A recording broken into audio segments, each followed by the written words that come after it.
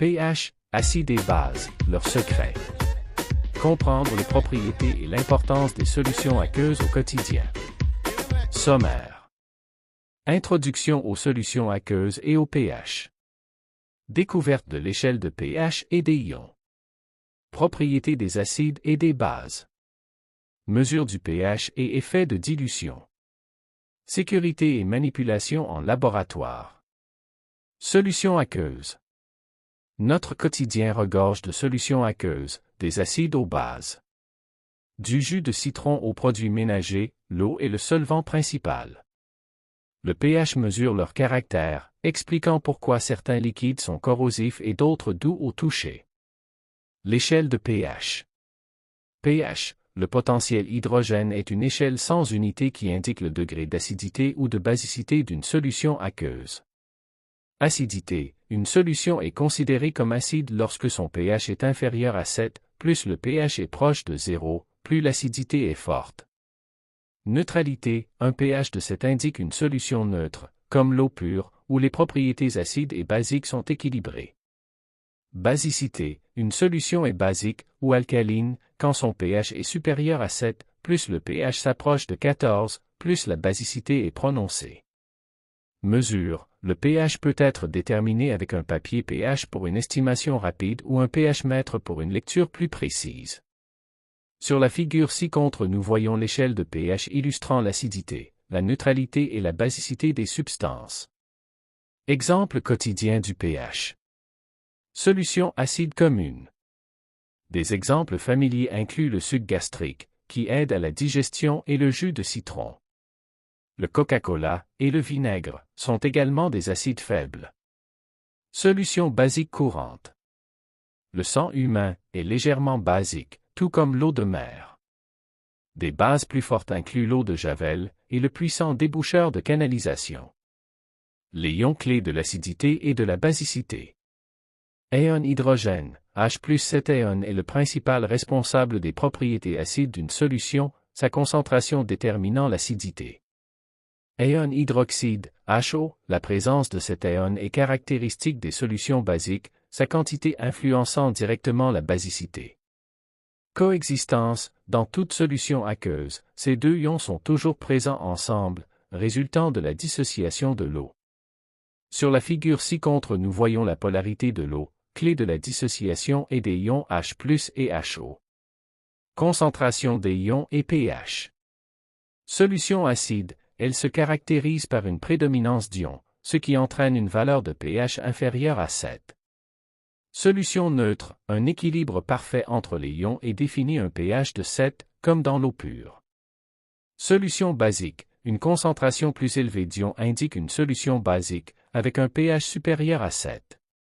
Relation inverse, une augmentation de la concentration des ions conduit à une diminution de la valeur du pH, rendant la solution plus acide. Sur le graphe ci-contre nous voyons que le pH varie inversement avec la concentration des ions hydrogène. Les solutions acides. Une solution acide contient une forte concentration d'ions hydrogène. Elles réagissent avec les métaux en dégageant du dihydrogène et sont corrosives à forte concentration. Des exemples incluent l'acide chlorhydrique et l'acide sulfurique. Sur l'image ci-contre nous observons la réaction d'un métal acide, le zinc et l'acide chlorhydrique. Les solutions basiques. Une solution basique, ou alcaline, contient une majorité d'ions hydroxyde.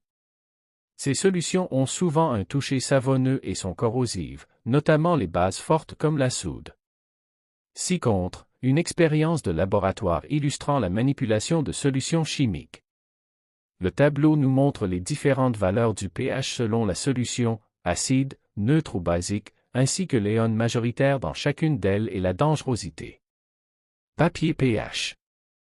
Une bandelette avec des indicateurs change de couleur. On compare la couleur obtenue à un nuancier. La précision est d'une unité de pH. pH-mètre électronique. Un appareil avec une sonde mesure le pH directement. Il affiche une valeur numérique précise. La précision est au dixième ou centième d'unité. L'effet de dilution. Pour une base, la dilution réduit la concentration en ions, ce qui entraîne une diminution du pH vers la neutralité, 7. La neutralité est le point d'équilibre où le pH est de 7. La dilution rapproche toujours les solutions acides ou basiques de ce point. Il est important de noter que la dilution avec de l'eau pure ne peut jamais faire dépasser le pH de 7 pour un acide ou descendre en dessous de 7 pour une base.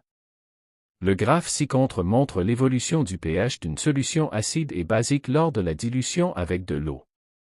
Sécurité et manipulation. La manipulation de solutions acides et basiques concentrées nécessite des précautions strictes. Ces mesures sont cruciales pour prévenir les accidents et garantir la sécurité en laboratoire. Sur la première image, nous voyons une réaction acide-base, sécurité lors de la manipulation d'ammoniac et d'acide chlorhydrique. Sur la deuxième image, nous voyons la sécurité au laboratoire, manipulation de solutions concentrées. Sur la troisième image, nous voyons le lavage des mains, une mesure de sécurité essentielle en laboratoire. Démonstration guidée. Nous allons démontrer comment diluer une solution d'acide chlorhydrique, H centilitres, pour passer d'un pH de 1 à un pH de 3, tout en expliquant les protocoles de sécurité essentiels et les changements de concentration ionique. Cette démonstration soulignera l'importance de la prudence et de la précision en chimie. 1. Préparation et sécurité. Avant toute manipulation, il est impératif de porter des équipements de protection individuelle, EPI, tels que des lunettes de protection, une blouse de laboratoire et des gants. Cela est crucial car, comme vu précédemment, les acides forts sont corrosifs et peuvent causer des brûlures graves.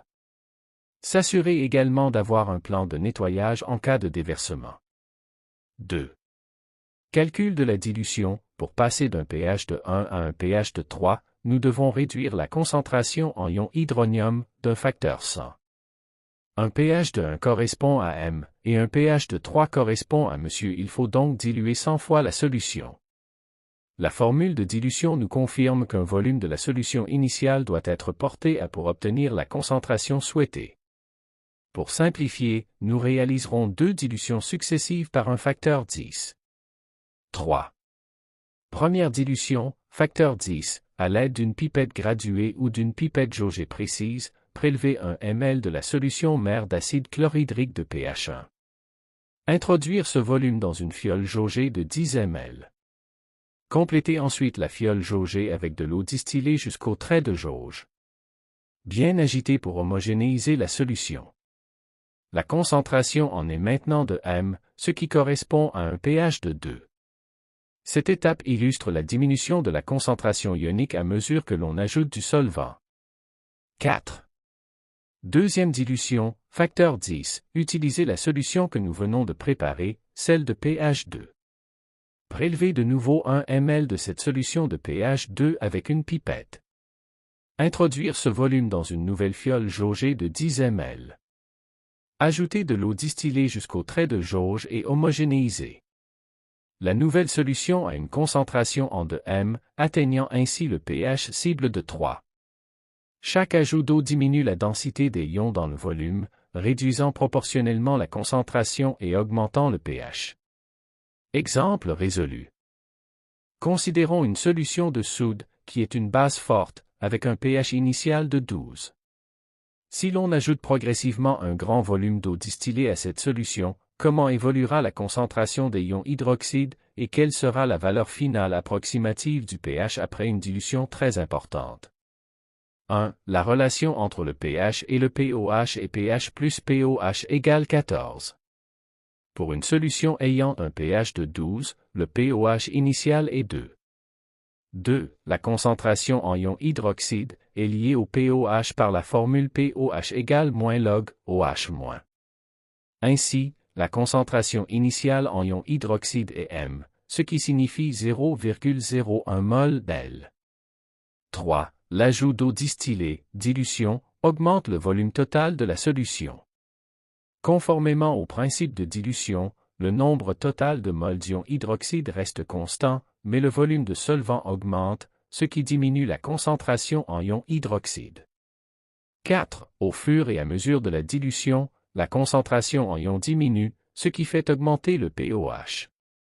Puisque, une augmentation du pOH entraîne une diminution du pH. 5. Pour une dilution extrêmement importante d'une solution basique, la concentration en ion hydroxyde issue de la base devient négligeable par rapport à celle des ions naturellement présents dans l'eau pure. L'eau pure a un pH de 7. 6. Par conséquent, après une dilution très importante, la solution tendra vers la neutralité. La valeur finale approximative du pH se rapproche de 7. Lors d'une expérience en laboratoire, un élève mesure le pH d'une solution inconnue et trouve une valeur de. Il souhaite ensuite diluer cette solution en ajoutant de l'eau distillée. Quelle affirmation décrit le mieux ce qui se passe et la précaution à prendre pour cette solution? A. La solution est une base forte, son pH diminuera vers 0 après dilution, et elle est représentée par le pictogramme toxique. B. La solution est un acide fort, son pH augmentera vers 7,0 après dilution, et elle est représentée par le pictogramme corrosif. C. La solution est un acide faible, son pH augmentera vers 14,0 après dilution, et elle est représentée par le pictogramme gaz sous pression. D. La solution est neutre, son pH restera à 7,0 après dilution, et elle est représentée par le pictogramme inflammable. Vrai ou faux?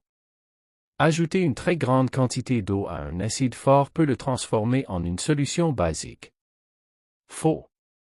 Ajouter une très grande quantité d'eau à un acide fort peut le transformer en une solution basique. Explication.